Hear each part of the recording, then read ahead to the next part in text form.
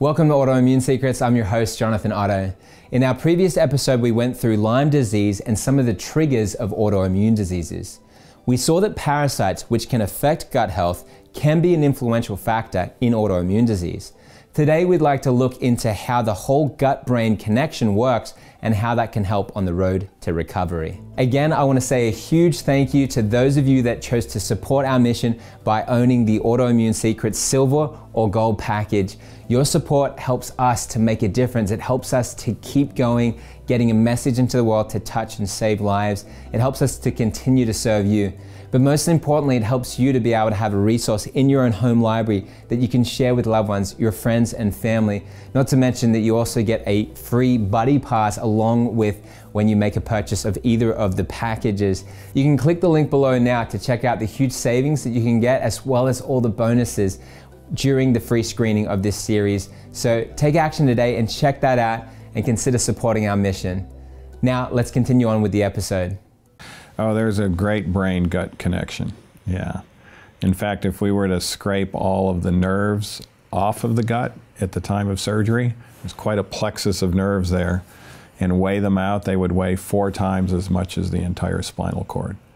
So, in fact, that's one of the reasons why I got involved in depression and anxiety. I was first involved in gastroenterology and doing all of the scoping and doing all of the, diagnosing of GI illnesses. And I recognized that many gastrointestinal illnesses actually have their origin in the mind.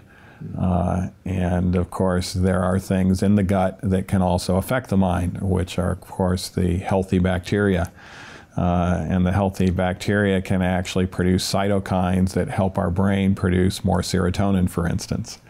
And so a healthy gut can help produce a healthy brain. There are things that we know. We know that leaky gut, okay? I'm going to explain leaky gut real quick. Leaky gut is a intestinal issue where the intestines become swollen, inflamed. As that happens, the gut wall should be all knit together nice and tight, right? In leaky gut, the gut wall has become inflamed and has expanded. Okay, so it goes from being semi-permeable, okay, where only small things can pass through the gut wall, okay, because everything's knit together nice and tight, right? To excessively permeable. Okay, so it goes from semi-permeable to very permeable. Okay, so from nice and tightly knit together like this, as it expands, it separates and things just start to flow through the gut wall. Okay, when that happens, every time you eat, every time you drink, every time something passes through your gut, some of it just floats right into your bloodstream.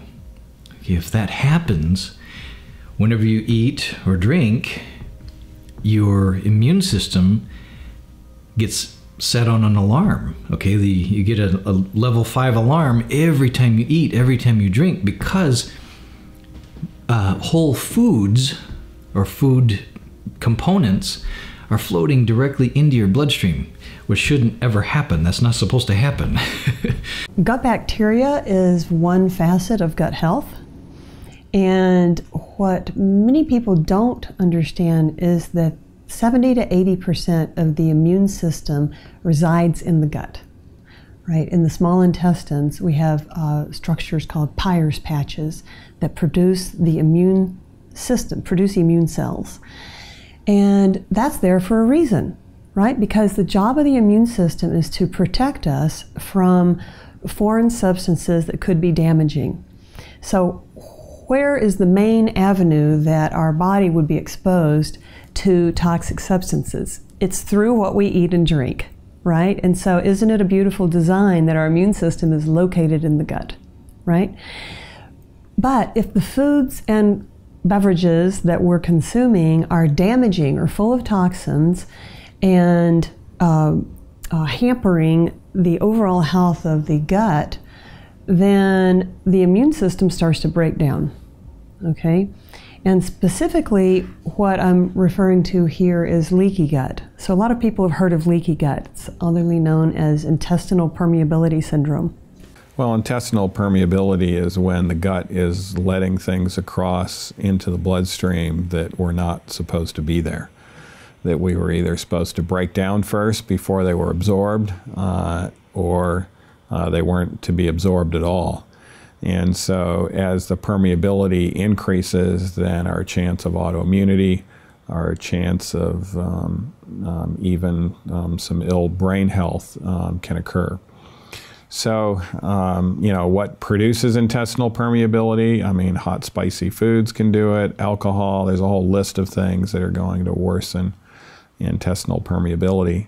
And as we change the diet, we can get our gut to do a lot of good things for us. And our gut is really the center of our immune system as well. And our immune system can end up working a lot better. Let me give you examples. Similar to cheesecloth versus a screen from a window. Okay? Cheesecloth, if you try to sift through cheesecloth, you're only going to get very small particles coming out if you sift something through cheesecloth, right? If you use a screen from a window or a screen door or something like that, right? The holes are bigger and you get larger particles will come through, correct? Okay, so if we think of that, your gut wall should be like cheesecloth, okay? And only small particles ever come through there, all right? When the gut wall gets inflamed, it swells up. And as it swells up, those fibers expand. Now it becomes more like a screen and bigger particles float through. Now those undigested large particles irritate the immune system. Okay, and the more consistently the immune system gets irritated, two things happen. One, it becomes hypersensitive to those particular particles. So if you're eating the same thing every day, day in, day out, okay? Let's say every morning you have oatmeal, every afternoon you have a grilled cheese sandwich, and every night you have chicken and pasta, okay? Let's just say, for example, so you have those 3 meals every day, and you have this leaky gut happening. So once you have food particles that were not properly broken down entering the bloodstream, now our immune system gets activated, right? Because the job of the immune system is twofold: to discern between self and non-self. Is this substance in my blood part of me, or is it not part of me?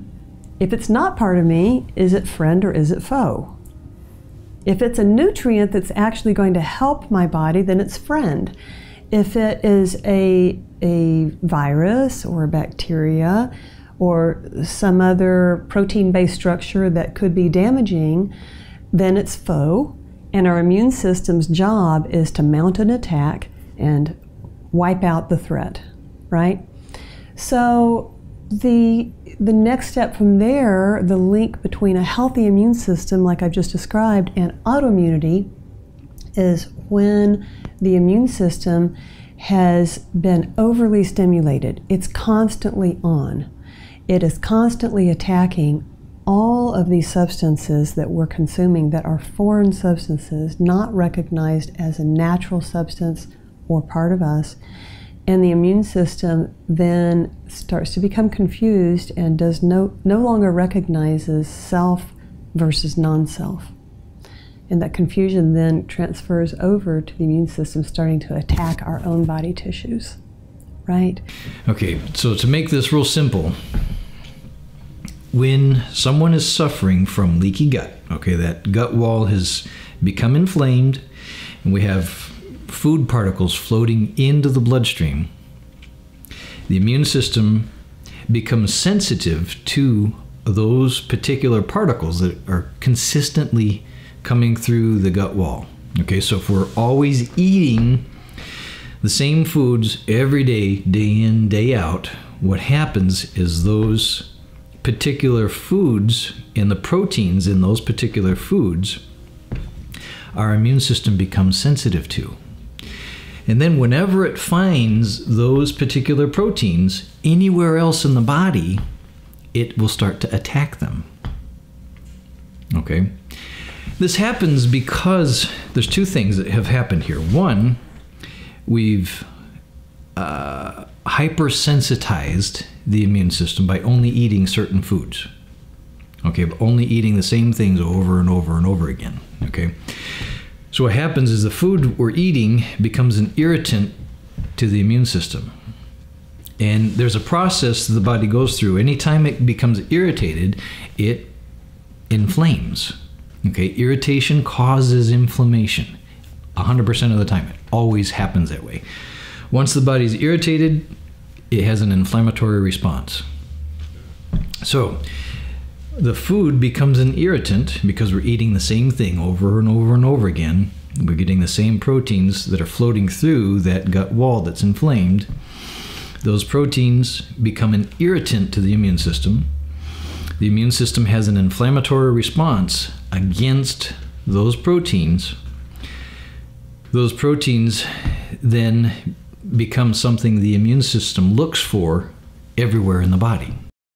I think about my roommate back in chiropractic school. He diagnosed with ulcerative colitis, basically going to the bathroom constantly, blood in his stool, and he had went to the Mayo Clinic at the time, and it still gives me chills because the doctor at the time said that, you know what, diet doesn't matter, eat whatever you want, but you need to take, you know, this infusion basically. We need to calm this immune system down because it's going too berserk in your intestinal tract. And it never sit well with me, but at the time I just, like, you only know what is in your toolbox. And if you don't have a lot of tools, it's like, well, you're kind of limited of what to do. So anytime we're looking at the digestive tract, whether it's diverticulitis, celiacs, rheumatoid arthritis, diarrhea, constipation, you know, all these different, you know, conditions and diagnoses are just symptoms of the gut.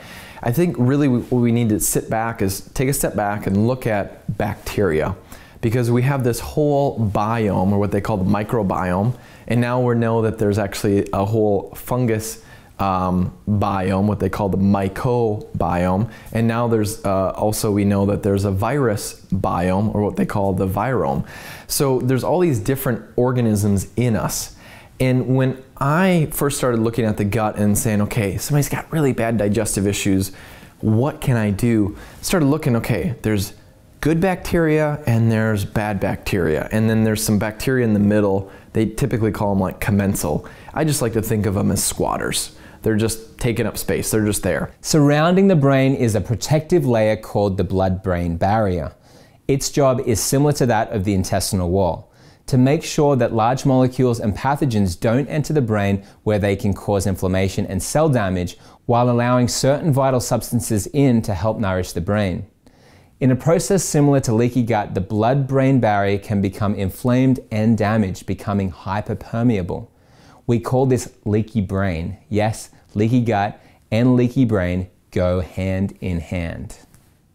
Kevin, you've experienced some interesting things, man. I'm interested in knowing about your journey. What happened to you with your health? So started off like, you know, most healthy kids, super happy. My mom used to describe it as I would enter a room and it would light up. People would just know that this, in my mom's words, beautiful young boy came into the room and just was full of energy and life. And the best way I can put it is I saw sunlight, I saw color.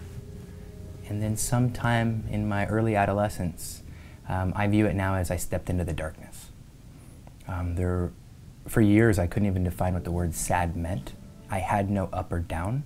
I was just flatline low, and learned to live a mask of what it looked like to be happy. So if you saw me, I could smile, or I would really engage and you would think I was happy. But inside, absolutely devastated and never happy, never fulfilled, and just really dark. In late high school, I got diagnosed with ADD, which in retrospect is really a weird, awkward time to get diagnosed with ADD. And then throughout my life, I would get new labels. and new diagnosis, and never an opportunity of how to change it. It just was ADD, a new you. Bipolar 2, a new you. Chronic depression, a new you. Suicidal tendencies, a new you. You had all those diagnoses? All those diagnoses. And I was an athlete. That's all I did. Ran track, played football, amateur bodybuilder. I went to college on a decathlete scholarship. So when I walked in the room, there was no question of, is he healthy, living a healthy lifestyle? I was the epitome of health. I was 200 plus pounds, no body fat, solid muscle, and nobody questioned. The only cure was psychotherapy and pharmaceutical drugs. So there's three issues with nutrition and autoimmunity. There's prevention, before an autoimmune condition manifests. And then after an autoimmune condition manifests, there would be management of that autoimmune condition, trying to minimize the damage. And then there's actual healing and reversal of autoimmune. Now, many believe that that's not possible. I do not believe that's not possible, and I have seen test results and worked with individuals over a long period of time who have been able to reverse their autoimmune condition. Okay? But if we focus on that management piece, once someone has developed an autoimmune condition, then the goal is to let your immune system function in the most normal way that it could, function as a healthy immune system. So this is about stress management. This is about avoiding toxins as best one can, providing the nutrients that the immune system needs in order to do its job properly. And all of these things combined will help to restore the discernment of self versus non-self by the immune system, right? The idea, the design here is the immune system's going to go after those proteins to clean everything up. It's trying to clean up the system, okay? But it's become so sensitive to these proteins that it has this inflammatory response to those proteins everywhere in the body.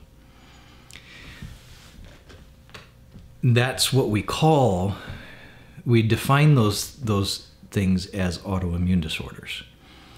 But if you follow what I'm saying, it's not the immune system just becoming hyperactive and attacking the body. That's not the case. What has happened here is we've wore down the immune system to the point it's so raw and irritated by what we've done to it day in, day out, that it, in an effort to go in and clean up the system, trying to get rid of these invaders, or these accumulated irritants, if you will, these proteins that have floated through the gut wall, okay?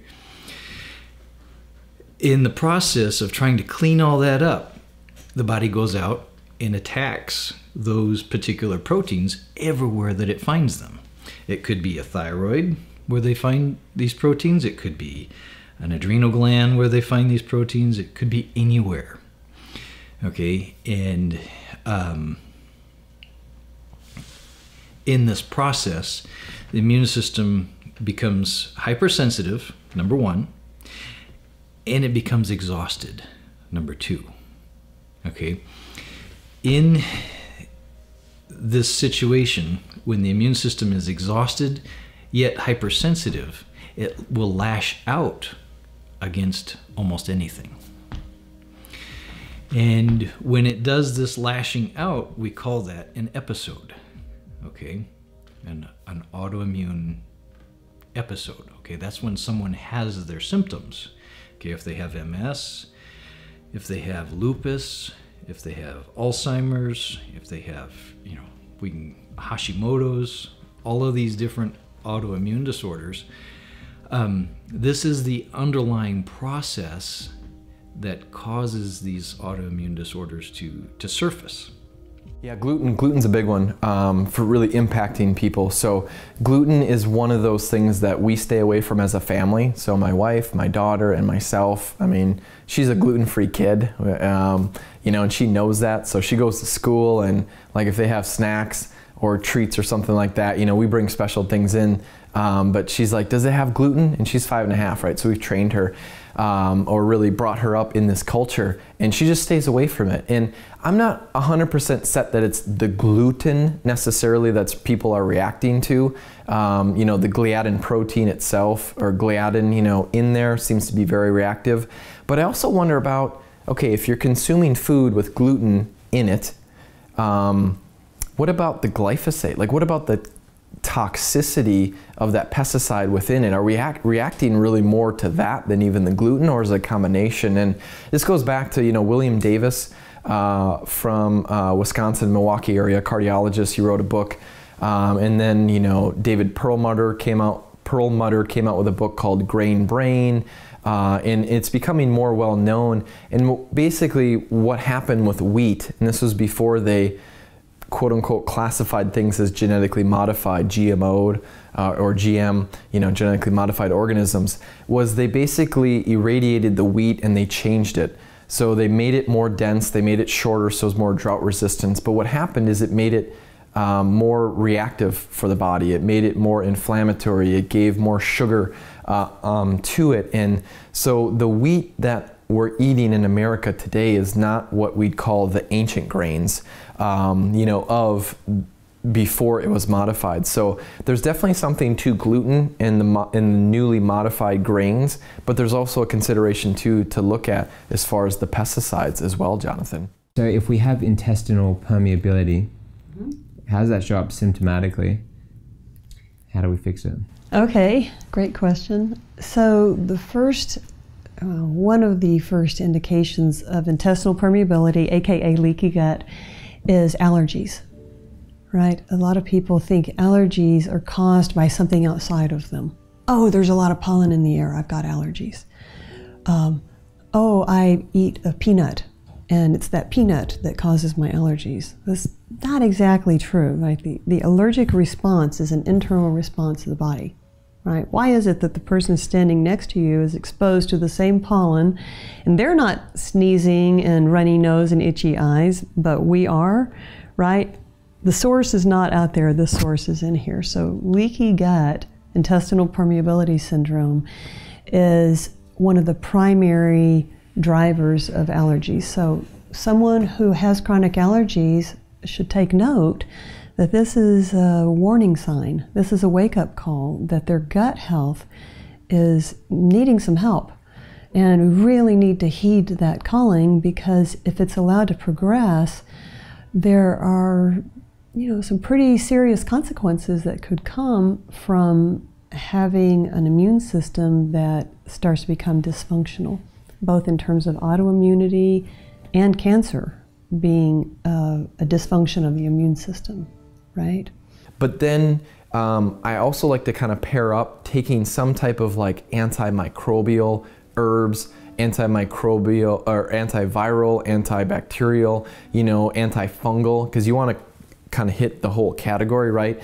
Taking all the biomes down, and then let's eat some fermented foods. And if you have histamine issues or like mast cell activation, then maybe, you know, fermented like raw sauerkraut or kimchi, or, you know, like a kefir, you know, might not be the best for you, and then maybe more probiotics. But there's tons of bacteria in foods, like just a ton of them.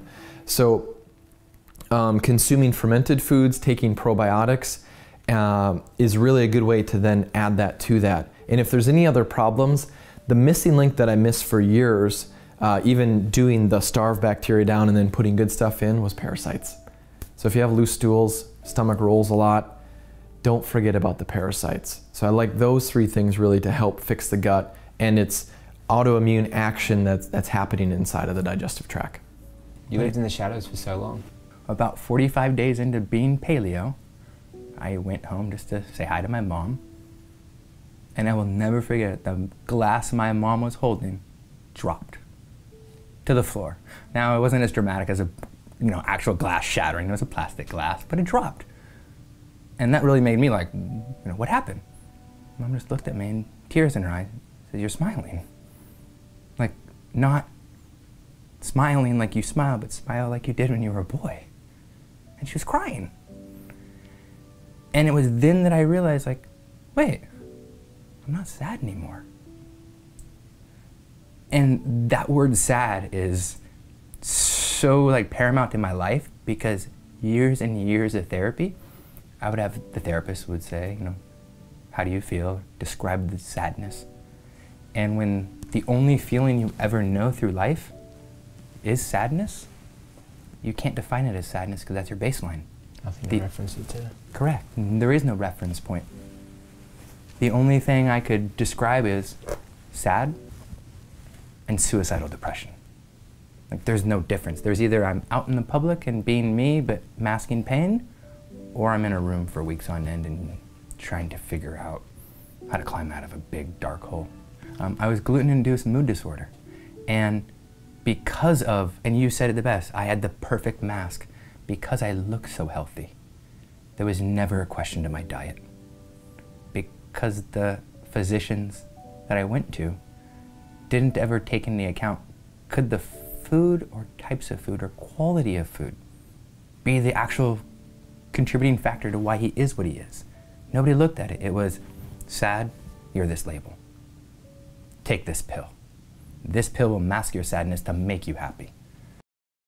The first thing to address is this idea of depression and giving it a label. Like, it's like, whatever happened to the fact that it could be a normal human emotion, right? Like, you're a little quote unquote depressed because something didn't go perfectly, end part of your day, or, somebody said something bad about you. Like, to some degree, I believe we need to understand it is an emotion, and not everything around just the word depressed is gotta be horribly like a diagnosis, a disease, a condition you're gonna be forever.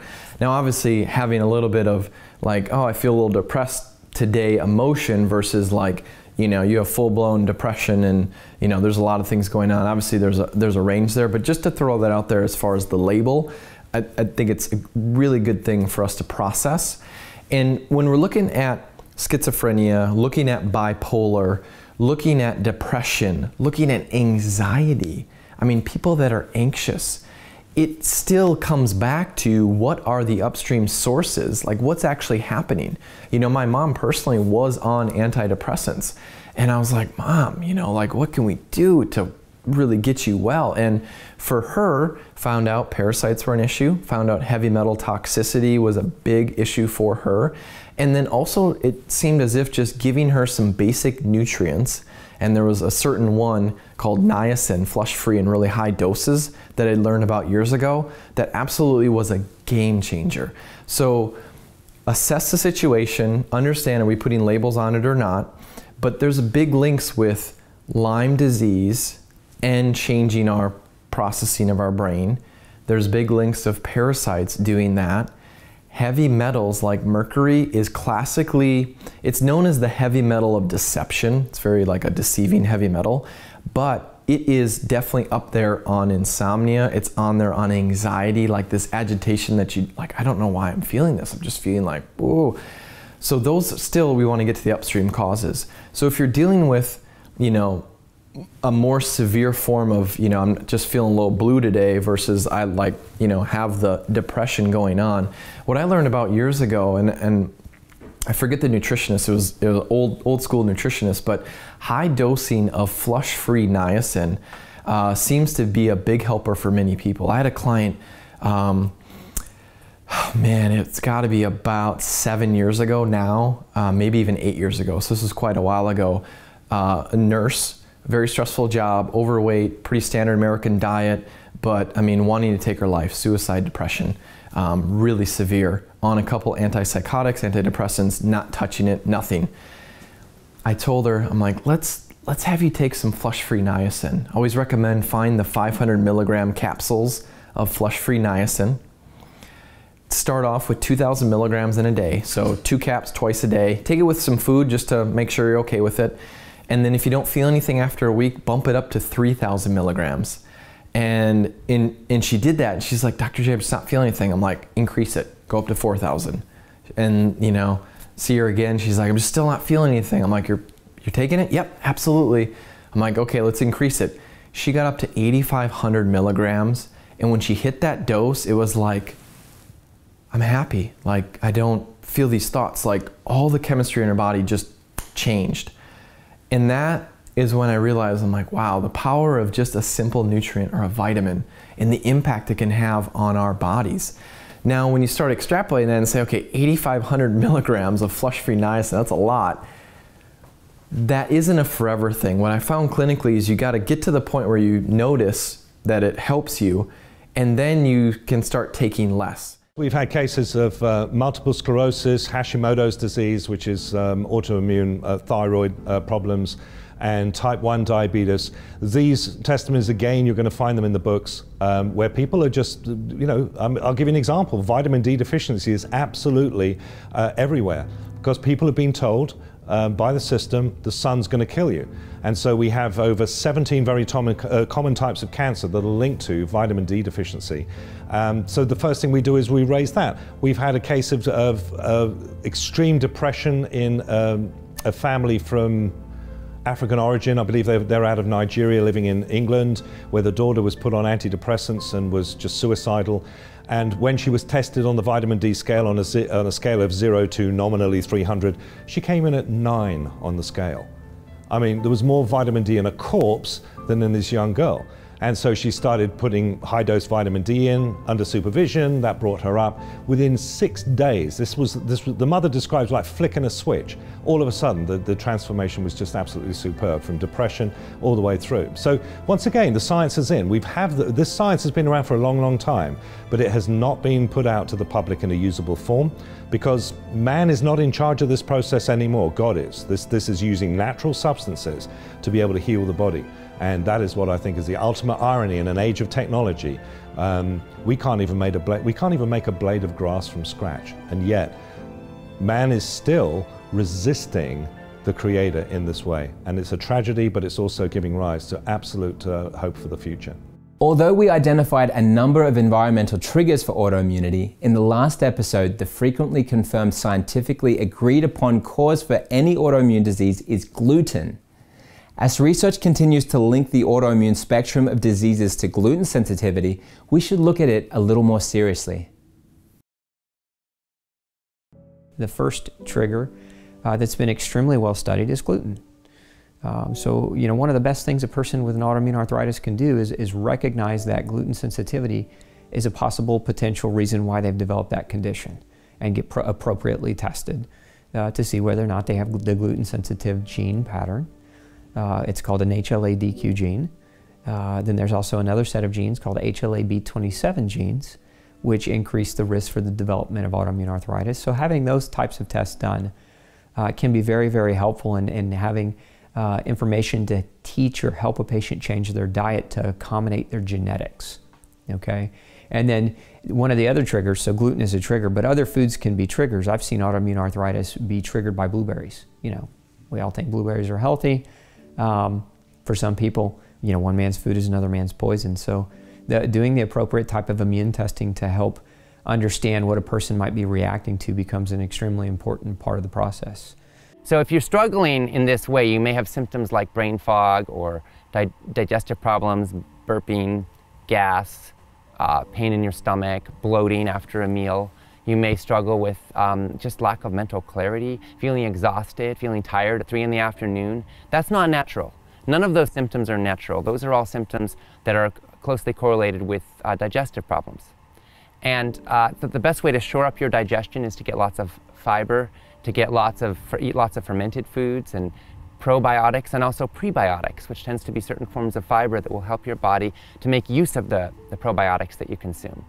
If you want to take some kind of supplement, that's great. If you want to eat things like yogurt, make sure it's not sugary sweetened, because a lot of the heavily sweetened fermented foods like yogurts and soy yogurts and coconut yogurts, if there's a lot of sugar in there, then you're actually feeding the bad guys, because sugar in the digestive tract is a magnet for the bad bacteria that you actually don't want in your body. So we want the good stuff, and so fiber is one of the most critical things, and a whole foods plant-based diet is associated with healthy digestion. When you eat animal products, there are no animal products that contain any fiber, 0. So you just got to have more plants. And also, frankly, sugar has almost no fiber, oils have no fiber, and white flour and white rice have almost no fiber also. So again, it comes back to the whole foods plant-based diet for fiber and for also generally a lot of the nutrients that are going to help restore your gut bacteria. In the functional medicine world and in the healing the gut world, so much attention is brought to pounding down probiotics, eating fermented foods, all these things to get good bacteria in. But if you think about it, okay, let's say I have bad bacteria and I have good bacteria and it's just not in balance. And I'm gonna pound probiotics, I'm gonna take fermented foods and I'm gonna try to increase it. Well, we still have the bad there. And there's only so much real estate in the digestive tract. So one of the groundbreaking things that I figured out clinically was, okay, before we start putting bacteria into our body, what if we starve all the bacteria down, right? So we take the bad down, we starve the squatters down, we take even the good down, which maybe sounds a little worrisome right away here, but we starve all the bacteria down, and then we can then put good bacteria, fermented foods and other things in, and now look at this ratio, right? So instead of just having kind of this ratio, now we can get more of this ratio. And what I've seen clinically is, at least, people get healthier because of that. So when we're looking at protocols like what can you do right now, we can start starving bacteria down. You can fast. You could fast, just water fast. Any type of fasting is going to starve bacteria down because it's not going to feed them. Pretty much most foods are going to feed bacteria to some degree. And then of course there's other gut issues like SIBO, S-I-B-O. Some people pronounce it SIBO, but small intestinal bacterial overgrowth, where there's bacteria where it shouldn't be in the tract. And really the key with that as well is starving the bacteria down in the small intestine and then re-inoculating in the large intestine where the majority of bacteria is. So one of the good tools though is doing like a bone broth. And if you're vegetarian or vegan, there's mineral broths. Just recently heard about like a potato broth as well too. So I think there's many options in that category, but a bone broth or some type of broth will actually help to starve all the bacteria down. It'll give you some minerals, where you don't become electrolyte deficient or anything like that. But then I also like to kind of pair up taking some type of like antimicrobial herbs, antimicrobial or antiviral, antibacterial, antifungal, because you want to kind of hit the whole category, right?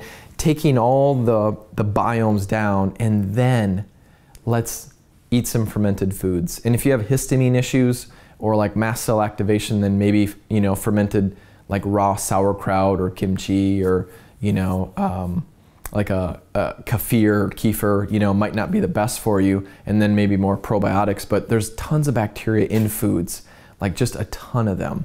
So consuming fermented foods, taking probiotics is really a good way to then add that to that. And if there's any other problems, the missing link that I missed for years, even doing the starve bacteria down and then putting good stuff in, was parasites. So if you have loose stools, stomach rolls a lot, don't forget about the parasites. So I like those 3 things really to help fix the gut, and it's autoimmune action that's happening inside of the digestive tract.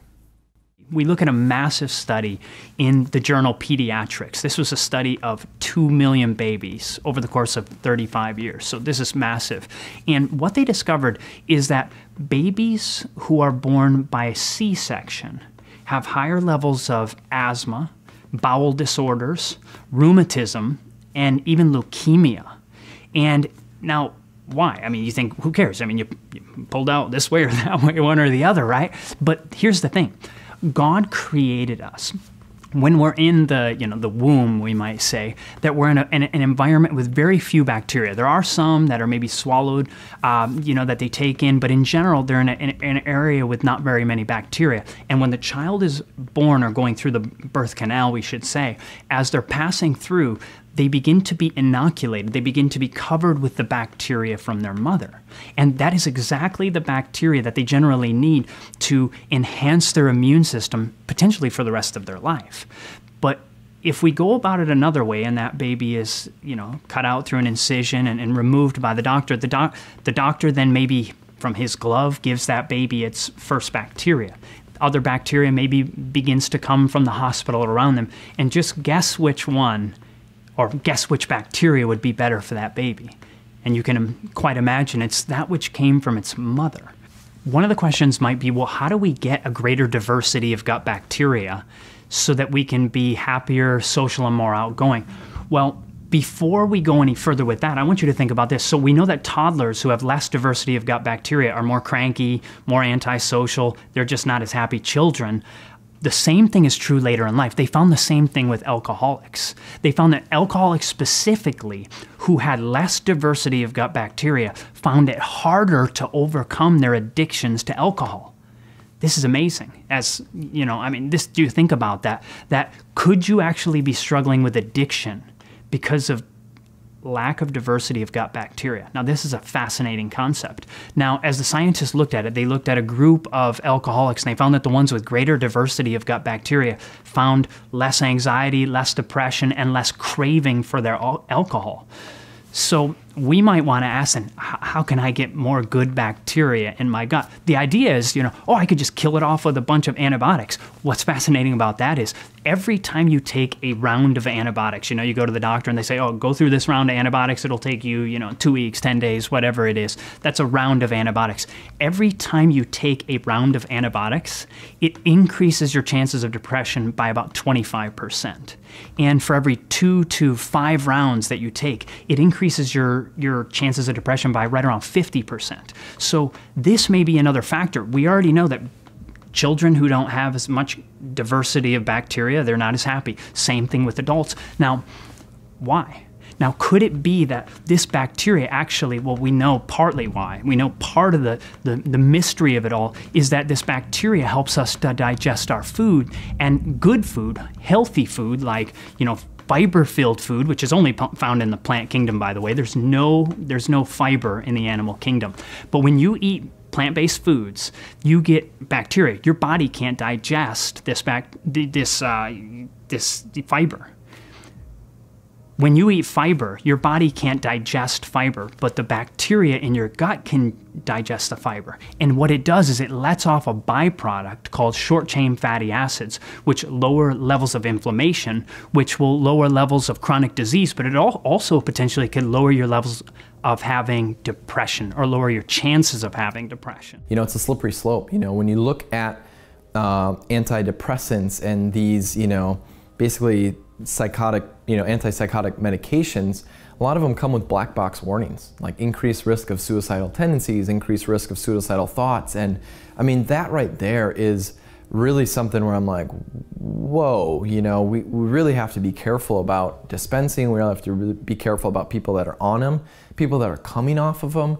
I mean, if you're on like an antipsychotic or antidepressant type medication, that is one of the last things where you just don't want to stop that cold turkey, because it is changed your chemistry, and you want to work with obviously whoever prescribed if you ever get off of it, where it's weaning, and you want to support that process. But you know, I really believe there's a lot of people unfortunately on them. In a perfect world, you shouldn't need them, but you know, when they're on them, that's where it really starts getting a little bit dicey. So ACEs are adverse childhood experiences, and the ACEs study started in the mid-1990s, and what the researchers were looking at is the correlation of emotional trauma in childhood and illness onset in adulthood. And really the study was phenomenal. It's one of the most underexposed studies done in medicine. And it really demonstrates that emotional trauma is one of the most underexposed epidemics that is underlying and is one of the root causes of chronic illness. So originally the study was done by the CDC in Kaiser Permanente, and they were looking at 17,500 adults. And the results were pretty staggering and stunning, and even the researchers were amazed by the results. So, for example, if you had a high level of ACEs, these adverse childhood events, you had an increased risk of 7 out of the top 10 causes of death. And 67% of all adults said they had had an adverse childhood event. And when we talk about ACEs, exactly what are we talking about? What are they? So the researchers defined 10 different types of ACEs, and they just chose things that they had seen in the research and that were commonly understood as emotional trauma. So it's things like physical and emotional neglect, physical, sexual or emotional abuse. It was things like incarceration of a family member, parents separating or divorce, mental illness in the family, substance abuse, things like that. So they came up with 10. And then the results showed that, for example, if you had 6 of those, you had a 20-year reduction in lifespan. If you had just 4 of those types of ACEs, you had over 400% increased risk of things like depression, Alzheimer's, mental illnesses. If you had just 2 ACEs, you had up to 100% increased risk of autoimmune diseases.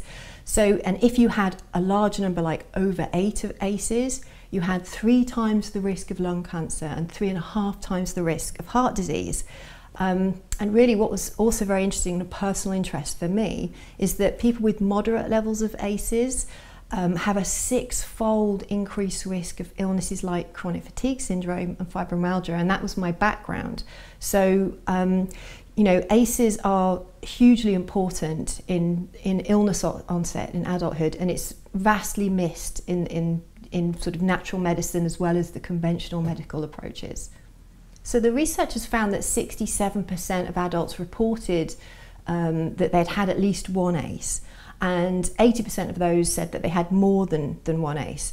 So, but that was actually an underestimate. Well, and you're right, most people are not in touch with their feelings even. Yeah. You know, we live in a very disconnected society today, and people have ways of masking their emotions, and if they cannot get underneath those emotions, they can't be healed. And so most people just try to build a wall to hide it and to pretend like it's not there, but it's beneath the surface. And we're seeing it more today than ever. I mean, our society is so hostile. I have watched in the last 30 years our culture completely change from, you know, they're doing pretty good emotionally 30 years ago to today. Like, I think the emotional maturity of our country right now is about 12 years old. Just the reactions are so heightened, they're huge, people are hostile. The amount of anger that is inside of our society today is terrible, which again is just proof that there is something lurching beneath the surface, and there's a wound, there's trauma there, there's unmet needs there, and unmet needs and trauma lend to anger and fits of rage and hostility and judgment and people excommunicating each other because of political views, which is like, just goes to show you what our maturity level is. So anyway, so true. Yes, it is, sadly. So, so my story. Yeah, Okay, well, I grew up in a violently abusive, drug-infested home. And that was honestly as a result of my mom and my father meeting on a Friday night down in Los Angeles. She's 17, he was 24, and he was a foreigner. And bada boom, bada bing, here's me. It's pretty much how that went. It was a one-night stand, and then, you know, he was threatened with statutory rape charges if he didn't marry my mom. The day before she turned 18, they actually got married. Hilarious. So they ended up married. Within 3 weeks, my mother and my grandmother kicked him out, and that was the end of it. And so she ended up as a single mom. However, my father, my biological father, still being married to her and supporting financially, but I did not know this. I actually just learned this recently. And so anyway, Mom just kind of went with the next guy that would take her, and that man was 6'10", 350 pounds, and he was as violent as his size. He was a very angry man. He too had a terrible, traumatic childhood where he watched some things that nobody should ever see. Not only that, but beaten badly himself. He was an athlete and had an offer from the Los Angeles Rams to play professional football, got injured. He got drafted right out of high school. He was 18 when he got drafted, and then got injured that very first season, never made it on the field. So talk about a dream and a hope of becoming something that then is just absolutely crushed with. I think is horrible, especially for a man. He then meets my mom shortly after that, and my mom came with this little Hispanic thing. And I think largely both of them were not ready to be parents. And so they were products of the 60s. They did every kind of drug you can imagine, and out of those drugs brought in irresponsibility. They were not married, actually, and they didn't get married till I was 8 years old, even though I was lied to that my mom was a virgin on her wedding night with him. I did not know that I had a different dad than the two girls that I grew up with. Had no clue about any of that. And there was just a lot of violence. Well, conflicts and biological traumas are the root cause from an emotional perspective of any pathology. For example, is an accident truly an accident? Why does someone have a fall and they fracture their left ankle? Others have a fall and they get a bump on the head, right? So we look at the deep-seated emotional traumas. What are these? These are acute events in our life that were highly traumatic. We did not have a solution to at the time that they occurred. These are called like a deep high stress.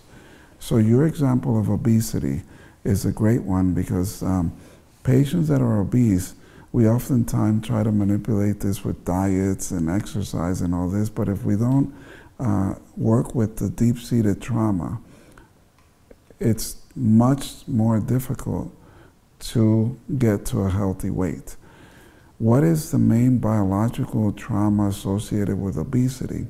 It's being a child and not been seen by your parents, being ignored, being told that you were not good enough. So then the body tries to survive, wants to survive. I have that trauma that I was worthless. So I need to be more visible. So I put on more weight so that people could see me. Yes, I am here, you see. So on the contrary, you have people that are very thin, and those are people that want to hide. They've had traumas that expose them, so now they just want to be invisible, not seen. So they want to hide. So it's, this is a long topic, and this is just an example. And in cancer, we have patients with, let's say, bladder cancer. Biologically speaking, the urine is to mark your territory, right? Animals mark the territory by urinating. So anyone with bladder cancer will have a territorial issue or a cash flow issue. It's important to know that every pathology, every cancer has deep-seated emotional traumas and conflict. Again, the drugs produced a environment where we weren't watched. I remember my very first memory actually that I've ever had is at 3 years old, and I'm playing in an alley. We lived in an apartment building, and this Hispanic man came and took me and brought me into his apartment and had his way with me. And it happened again with my cousin, and repeatedly with my cousin when I was 7, and he would have been a teenager, close to teenage years, maybe 13, 14, or 15, something like that. And right in my aunt's house. And then my dad picked up the molesting when I was 13. So that was infuriating. That was absolutely infuriating. My mom had just broken her neck, and there's a whole lot of trauma around that. She dove into a pool coming after me to play with. The trauma of being impoverished, being on welfare here, my parents' fight about money, us not having food, my grandmother bringing groceries over, dinner sometimes being Wonder Bread and margarine with garlic salt. But they have their weed, they had their street drugs. They could always somehow have their pot and their pills, but couldn't provide for us. And there's also something else very important just to mention about ACEs. ACEs, emotional trauma especially, emotional trauma and neglect, are very hard to self-report. So this is another reason why 67% is probably an underestimate. So for example, if you ask somebody, were you emotionally traumatized in childhood or did you have emotional neglect? How can a child really know at that time how they should have been treated and what, how they should have interacted with their parents? So often that goes underreported because it requires some skill and you need to go much deeper. When you just ask somebody that question, it's very superficial and you're going to get a superficial response. In fact, attachment trauma is what is most trauma in childhood is to do with trauma in relation to your caregivers. So when we talk about emotional trauma, a lot of people link that to PTSD, which is post-traumatic stress disorder, and it's trauma in response to a specific discrete incident. So something specific that you can name, that you can remember. Whereas in actual fact, most trauma is relational. So it's an ambient type of trauma. It's not a single incident, but it's to do with not attaching properly with your caregivers. And there's some major research looking at mother-baby interactions. There was a study of over 6,000 mother-baby interactions, and a staggering 50% of all adults actually don't properly attach with mum. And this is also played out with the father relation as well. And it leads on to developmental trauma. And developmental trauma leads on to things like difficulty with self-regulation of emotions, anxiety, depression, difficulties, memory, concentration, focus, and also difficulty in relations in adulthood as well. And we tend to, in adulthood, how we attach in our main relationships in adulthood is often defined by how we related with our parents as well. So up to 50% of people don't fully attach properly. So that's really a huge part of it. And most people find that very difficult to self-report on being questioned. But it is actually part of what you could call emotional abuse, attachment and developmental trauma. Wow, interesting. That's really cool. I want to go back to trauma being passed down generations. Yeah. Do you have, how does that exactly happen? Do you have any further, explanation on how that can, in a way, physiologically be passed down? Yeah. So emotional trauma is passed down intergenerationally, and it's been shown that it gets passed both via the mother line and it can be passed down by the father line. So when, for example, a father may be emotionally traumatized, it changes the epigenetic expression of genes, and it actually affects the RNA expression of sperm. So they've done experiments in major journals where they would take sperm from traumatized male mice and they would inject it into the eggs of healthy, untraumatized females, and the progeny, the offspring of the mice, would have the same epigenetic expression as the traumatized father. So epigenetics explains why something that happens to us in our lifetime changes our epigenetic expression, and that actually is inherited by our children, which is it's a stunning understanding, but it's true, and it can pass down 7 generations. And there's research looking at certain mammals now where it's being passed down 12 generations. Danny, if you could take away all the terrible things that happened to you, if you could wave a magic wand over and your make them life, go away, would you? No. Why not?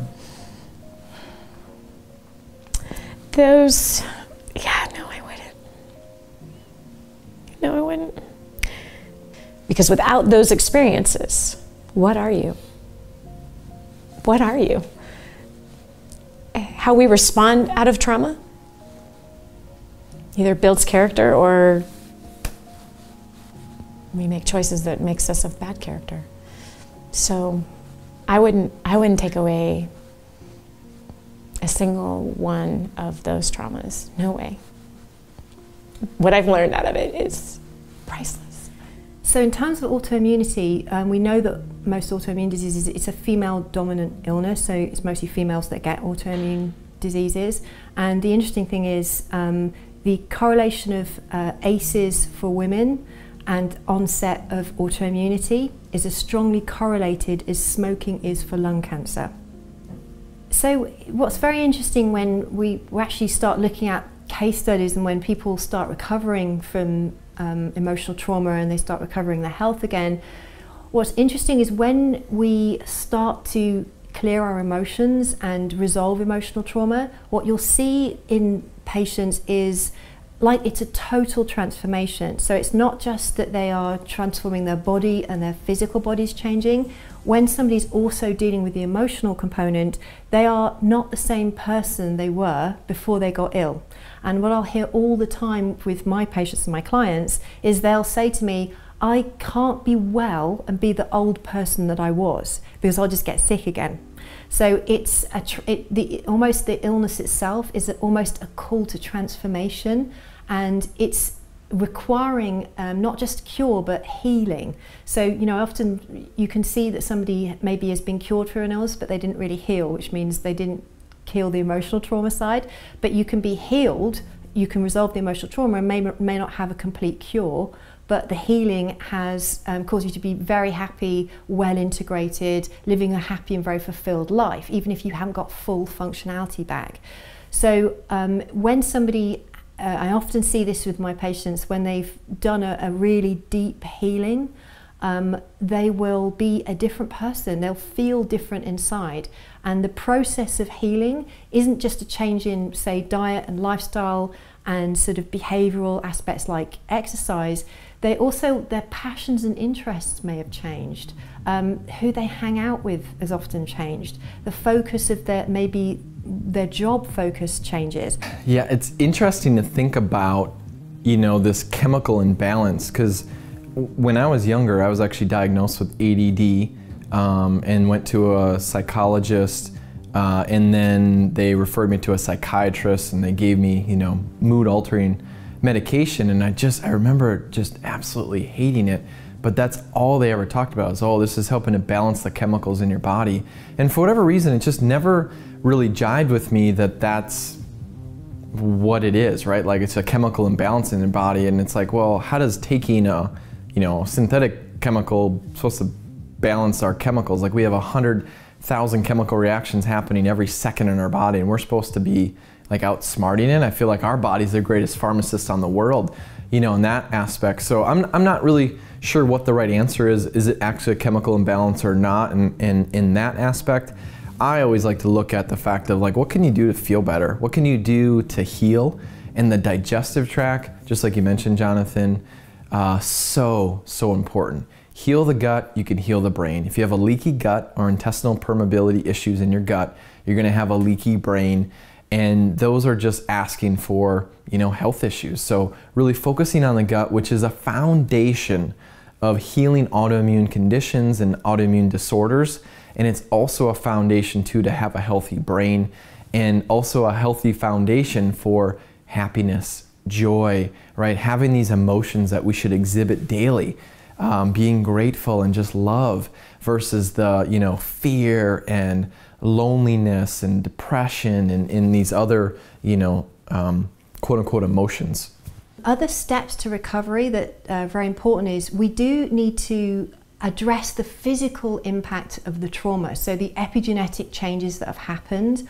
We know that early life stress leads to gut permeability. It changes the bacteria in the gut and the balance of the bacteria in the gut.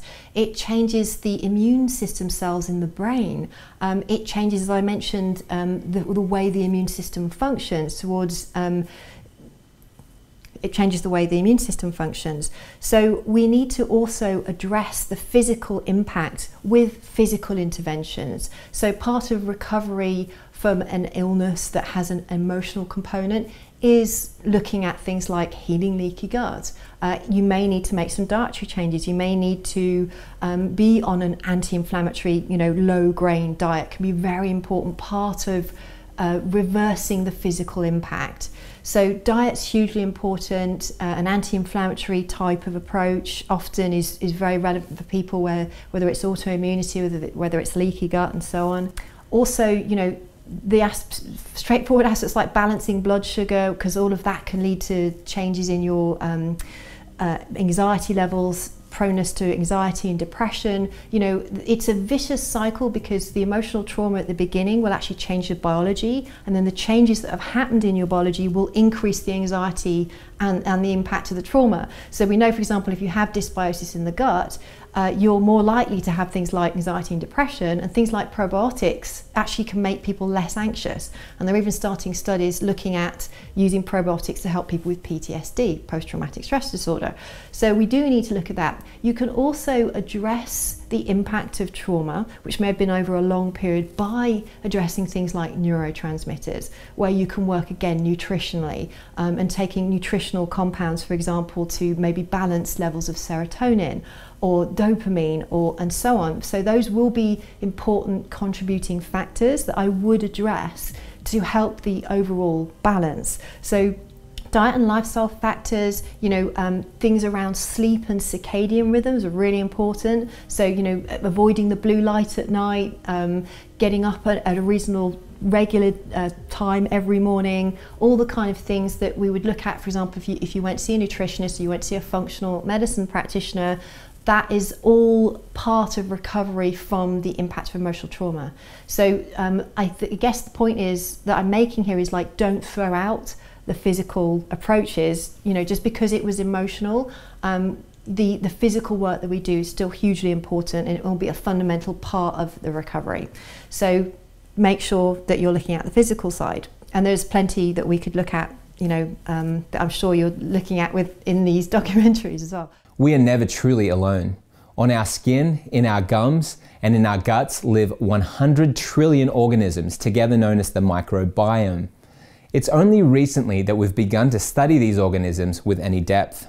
Most of them live within the gut and can't be cultured, and only with the advent of advanced genetic testing have we been able to have a better understanding of the variety and numbers of microbes we're dealing with. What do they have to do with psychiatry? It turns out way more than we might have suspected.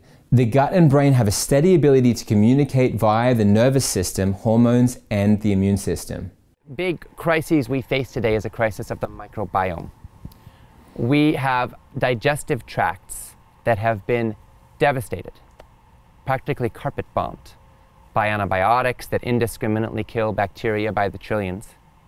They kill the bad stuff, but they also kill the good stuff.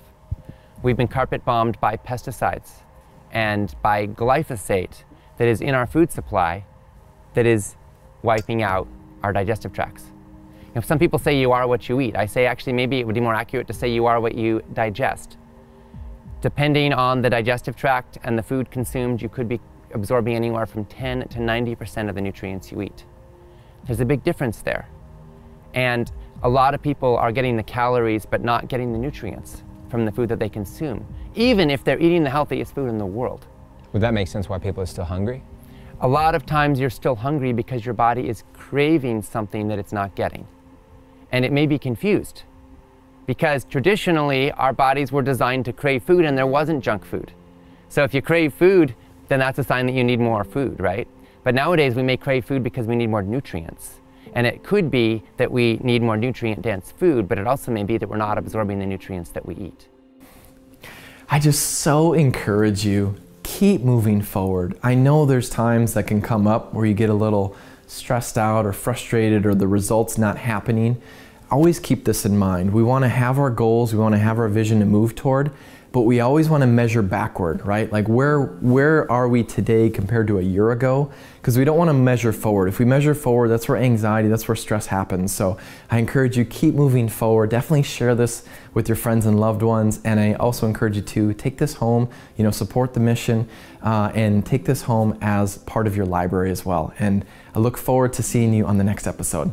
So the wrong foods can lead to wrong mindsets. These mindsets can lead to depression and anxiety.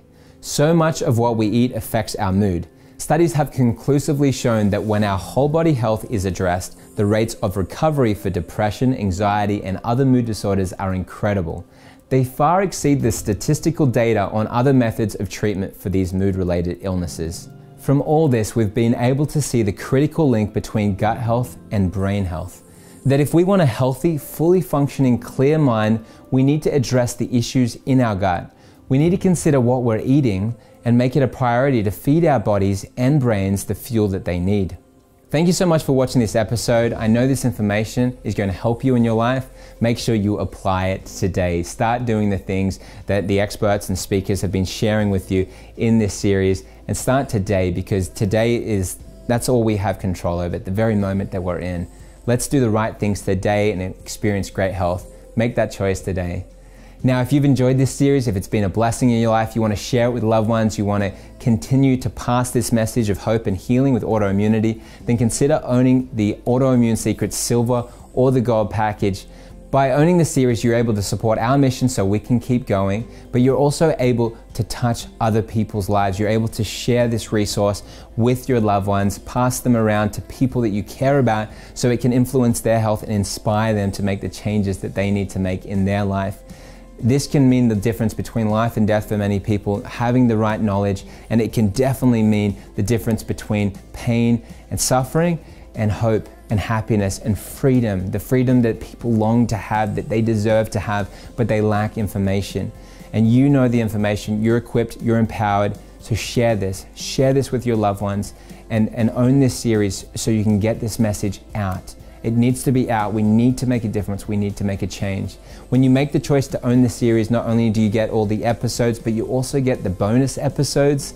You'll find in the Gold package that you get to enjoy over 60 full-length interviews with our experts, so you can go in detail, learning things that you didn't learn during the series because we were only able to show you so much of the content due to the length of the episodes. The Gold Secrets package has enormous value, but we've made it available to you at a very special price during the free screening of this series, the premiere screening. So definitely make sure you check it out today. Check out the bonuses, including the live question and answer calls that you get to partake in for 6 months with our experts, and you get to learn, go on this journey of hope and healing. And I'll be there on those calls as well, so we can actually have that personal connection. And that's what we need. We need transformation. We need to connect as a community, and that's what's inside the Gold package. So make sure that you make the decision to take advantage of that today while we have this special offer with this incredible bonus that we're not offering later on. This is something that's just for here and now, so we can go on as one group together through this, a small group,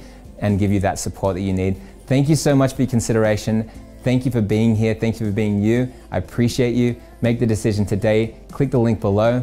Make sure you join us in the next episode. We're going to look at obesity and the connection to autoimmune disease. We're going to look at diabetes, effective ways to lose weight when you understand autoimmune disease and the actual workings of what's going on in the body, so you can actually get results and stop beating yourself up.